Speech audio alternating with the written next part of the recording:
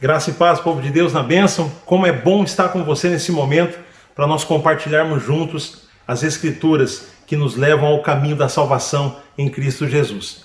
Olha, eu quero neste dia, nessa grande oportunidade, conversar com você sobre essa relação entre os filhos de Deus e o medo. Compreender de que forma que o medo tem interferido tanto no indivíduo, no cristão, na pessoa, quanto na igreja, no corpo de Cristo, como coletividade. E para que nós possamos entender isso, eu quero exemplificar através da primeira epístola de João. Você pode abrir aí a sua Bíblia, ligar o seu aplicativo. 1 João, você vem ali do final para o começo da Bíblia, tá? Apocalipse, Judas, terceira epístola, segunda epístola e primeira epístola de João. Capítulo de número 4, nós vamos ler o texto, tá? Especificamente no versículo de número 18. Eu quero falar com você da importância do correto emprego daquilo que lemos na palavra, porque muitas vezes, impelido por um desejo, sim, verdadeiro e genuíno de ajudar, nós pegamos textos fora de um contexto que infelizmente acaba se tornando um pretexto para o início de uma cadeia de heresias, de palavras que estão fora da direção do Espírito Santo de Deus. E dessa forma, nós não somos efetivos no uso dessa palavra. Mas nós vamos na contramão deste erro em nome de Jesus. Está aberto aí a sua Bíblia? Vamos ler todos juntos? Primeira epístola de João, capítulo de número 4, versículo 18. No amor não existe receio. Antes, o perfeito amor lança fora todo medo. Ora, o medo pressupõe punição, e aquele que teme não está aperfeiçoado no amor. Nós amamos porque ele nos amou primeiro. Para que nós possamos falar com alguém sobre a questão, por exemplo, do medo. Por que hoje estamos falando sobre medo? Se nós olharmos todo o contexto global, em todos os países, regiões, nós ouvimos falar sobre o medo que a humanidade tem vivido pela incerteza dos dias. As variações de acontecimentos, tanto na área política, financeira, emocional, que tem atacado a sociedade, ela se instaurou como há pouco eu havia dito, uma atmosfera de medo que envolveu as pessoas a ponto de causar muitos desvios e passos, por que não dizer até o caos. Mas em nome de Jesus, pela eficácia da palavra, nós já somos mais que vencedores em Cristo Jesus. E é por isso que estamos aqui unidos. E eu quero exemplificar através desse texto que nem todo texto com uma palavra trata o contexto do que aquela pessoa está vivendo. Esse texto, por exemplo, ele deixa bem claro que no amor não existe receio, antes o perfeito amor lança fora todo medo. E eu tenho ouvido constantemente em ministrações, em conversas entre irmãos, pessoas que estão se sentindo cobradas ou se sentindo inferiorizadas e lendo de uma maneira muito superficial, sem a análise contextual daquilo que está sendo aplicado, e ela, ao invés de ser liberto pela autoridade e poder da palavra, ela acaba se enclausurando, e não é essa a proposta do Evangelho. Então vamos exemplificar como fazer o bom uso das Escrituras ao nosso favor e entender ao final desta mensagem qual a relação entre os filhos de Deus e o medo.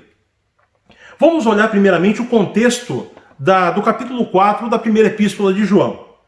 De forma central, nós temos 4 pilares. O primeiro dele é um conclame à maturidade e à sensibilidade no que tange à eleição de prioridades. Aqui, quando no livro de João, ou melhor, na epístola de João, está sendo feito um conclame para que as pessoas possam eleger as prioridades, para que não deem atenção e usem as suas faculdades para as coisas que não edificam. Ele continua dizendo ainda nesse primeiro pilar, que também é uma busca, um despertamento do discernimento do que provém do espírito da verdade e do espírito do erro. Então nós estamos analisando, entendendo o contexto deste capítulo, desta epístola, para que eu possa saber a forma correta de, no meu tempo, nessa circunstância, como o próprio Deus interferiu naquele processo e entender como Deus pode fazer na minha vida no tempo chamado hoje. Amém? O segundo pilar, que vem como um tema central, está sobre um alerta sobre os falsos profetas e a certeza da nossa vitória sobre os tais.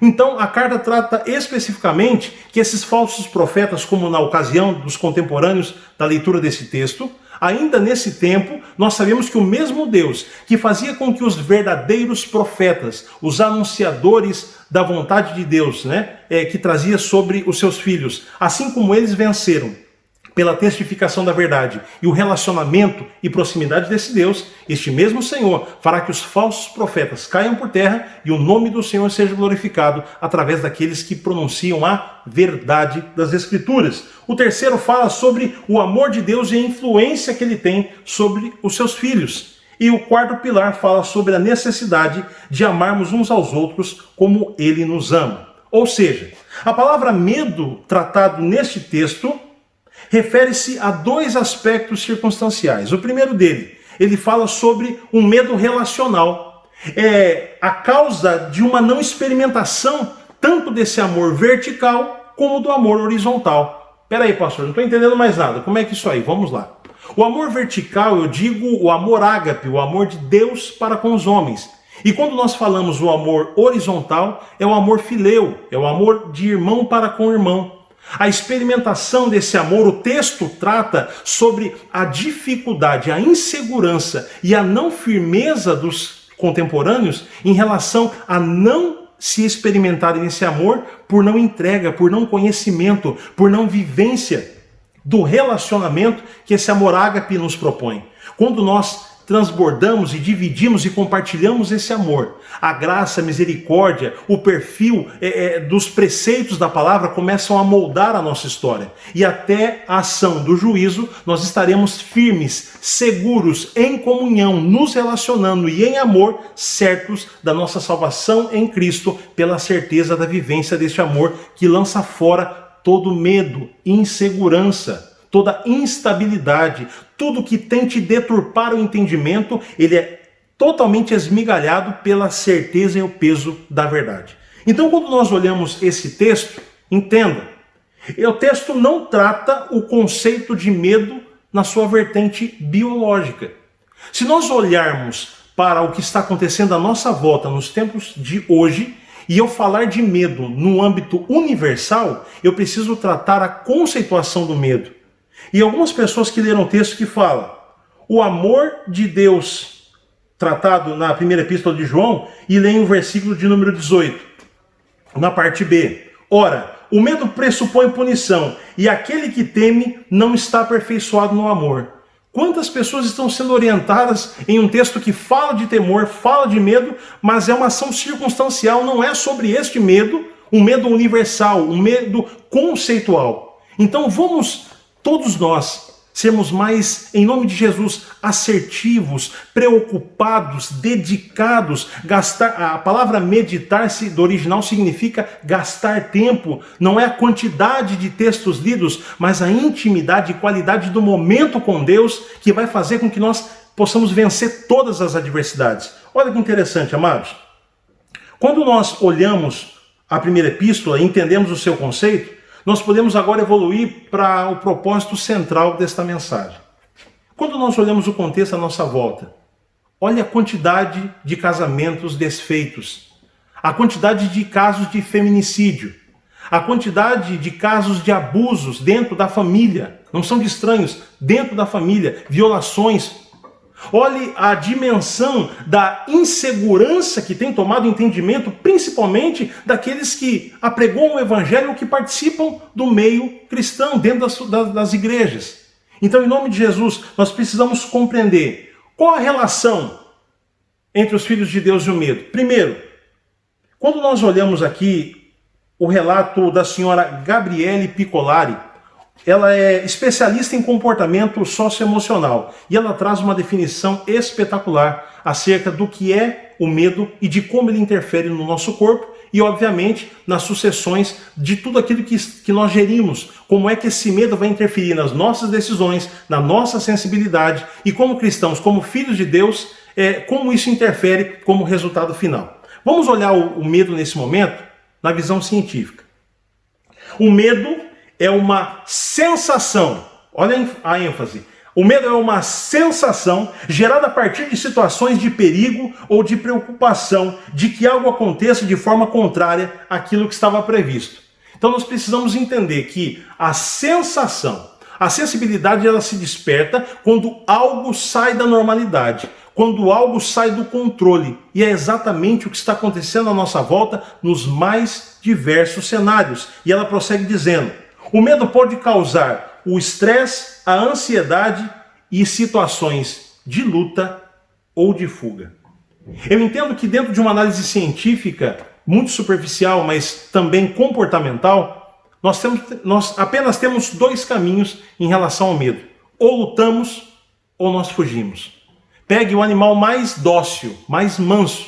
Se você acuá-lo em um sítio, acuá-lo em um canto, e você pressioná-lo, você molestar esse animal, ele por instinto ele vai atacar, ainda que ele não tenha forças e condições. Mas ele instintivamente vai lutar. Por quê? Defesa da vida, preservação da vida.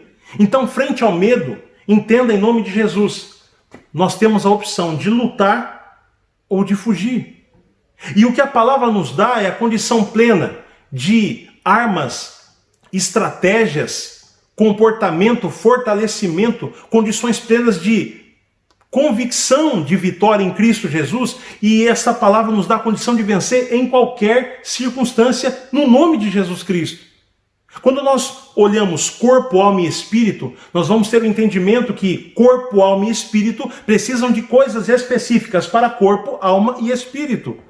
E note que pessoas hoje se sentem menores, se sentem ainda mais vulneráveis, porque pensam que como filhos de Deus não podem sentir medo. Entenda, o medo é 100% biológico.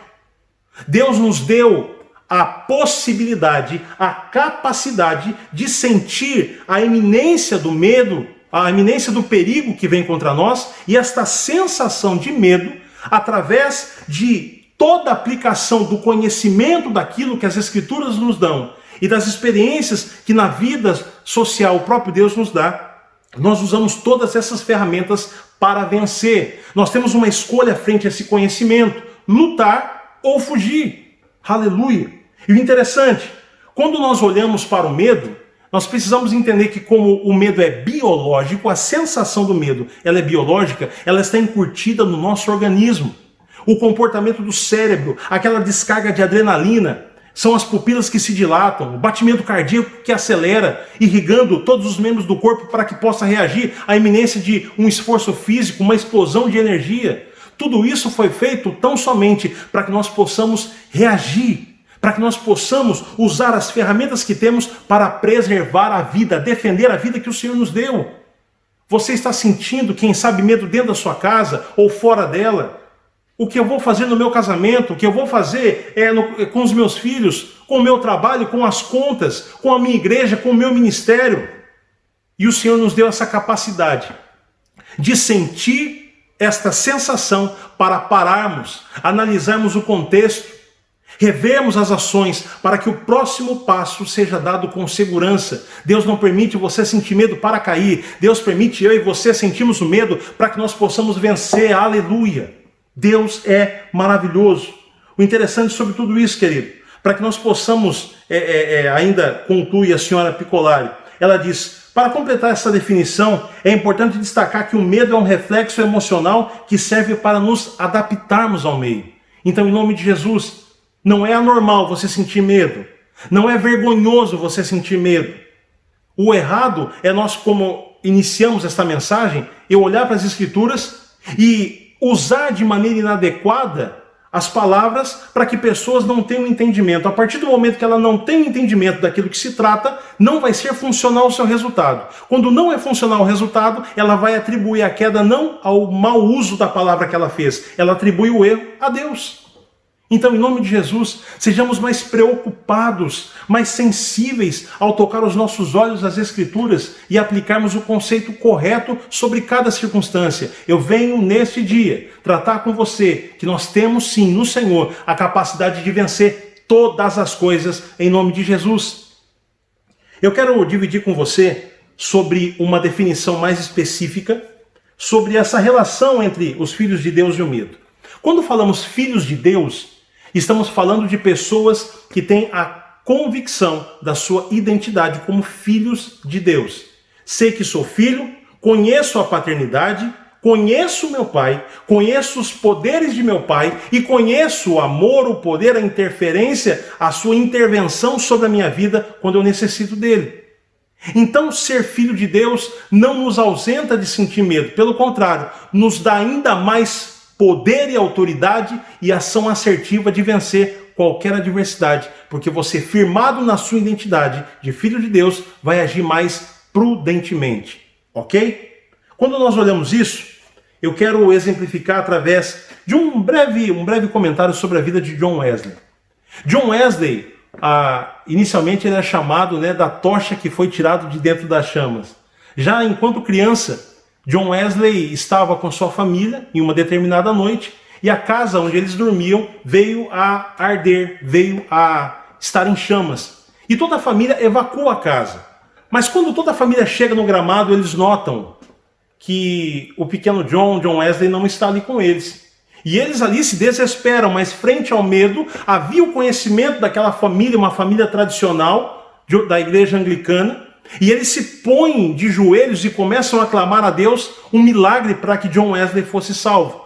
Enquanto eles clamavam e oravam ao Senhor, os vizinhos se congregaram e fizeram uma espécie de corrente humana, de escada humana, e na parte superior da casa onde John estava dormindo e não tinha outro acesso para chegar, eles conseguiram ter acesso a ele. E quando tiraram ele daquela janela, logo a casa veio ao chão e eles viveram a primeira experiência sobre esse chamado de John Wesley para a glória de Deus. Mas entenda, aquela família, já na sua infância, mostrava a ele que na iminência do perigo, e sabendo que eles não podiam fazer nada, ao invés de pessoas que tentam tirar a vida, pessoas que acabam até tirando a vida de outras pessoas pelo descontrole, ela tão somente deposita toda a sua dependência e confiança no único que pode salvar, que pode fazer milagre, o Deus de Israel. Aleluia. E o mais interessante, já John Wesley na sua fase adulta, aí John Wesley já estava com aproximadamente 38 anos, formado ali em Oxford. O interessante é que logo após a formação de todo o Clube dos Santos, das pessoas que estavam como seus contemporâneos, amigos de pregação, estavam na eminência de sempre levar o evangelho, de falar do amor de Deus. Em 1735, John Wesley toma a decisão de sair ali da Inglaterra e ir até os Estados Unidos, na época em que ainda era uma colônia inglesa. Só que no meio desse trajeto, a embarcação que John Wesley estava, o segundo evento de medo, a embarcação que ele estava foi acometida de uma grande tempestade.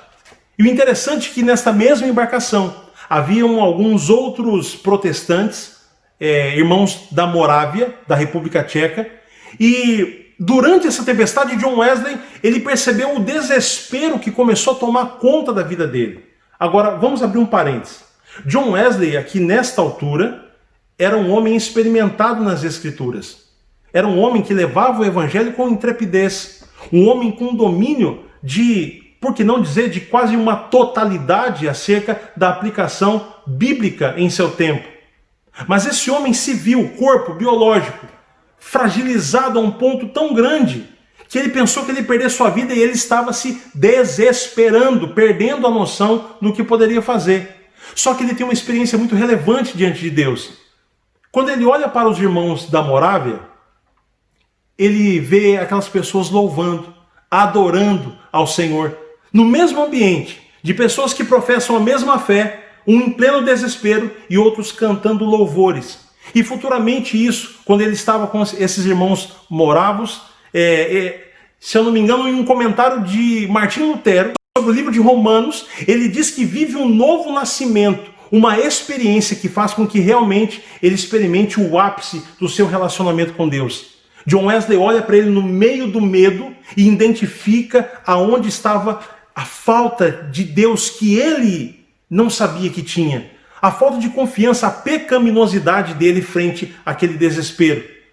Então, em nome de Jesus, o medo não vem para te envergonhar, o medo não vem para te destruir. Deus não negligencia em permitir que eu e você possamos sentir o medo. Eu quero colocar em 3 pontos finais o que é que o medo pode fazer em relação aos filhos de Deus. Número 1, o reflexo do medo é a permissão de Deus para que possamos saber os nossos limites.